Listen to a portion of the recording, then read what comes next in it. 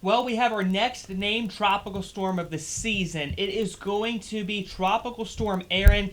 This just formed off the coast right there of the Cape Verde Islands. You do see how it's still labeled Invest 97L. Well, it now has enough strength to be considered a tropical storm. So this is going to be Erin's projected path. As you can see, it's going to be gaining a lot of strength here over the next few days. Likely a very strong tropical storm by Wednesday. As you get into Thursday and Friday right here, you're seeing 90-mile-per-hour winds, eventually 105, so Category 2 by about Friday. And this is where things are going to get pretty interesting. As we start to get closer towards Saturday, there is potential for it to be a major Category 3 storm. So that's going to be considered a major hurricane, but also keep in mind the timing right here.